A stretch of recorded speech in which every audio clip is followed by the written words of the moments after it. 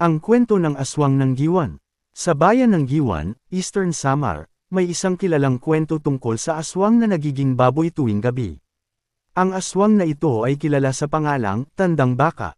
Sa umaga, siya ay nag-aanyong normal na tao, ngunit sa pagsapit ng gabi, siya ay nagiging isang malaking baboy na may mapupulang mata at matatalim na pangil. Isang gabi, isang mag-anak na naninirahan sa isang kubo sa gilid ng kagubatan ang nakarinig ng mga kakaibang ingay. Ang ingay na ito ay tila nagmumula sa ilalim ng kanilang bahay. Nang sinilip nila ito, nakita nila ang malaking baboy na aswang. Agad nilang kinuha ang bawang at asin at itinaboy ito palayo. Sinasabing ang aswang ay napakasensitibo sa bawang at asin, kaya ito'y tumakbo at naglaho sa dilim. Ang mag-anak ay natakot at agad na nagdasal upang hindi na bumalik ang aswang. Kinabukasan, napansin nilang ang isa sa kanilang kapitbahay, si Mang Tandang Baka, ay may mga sugat at pasa sa katawan.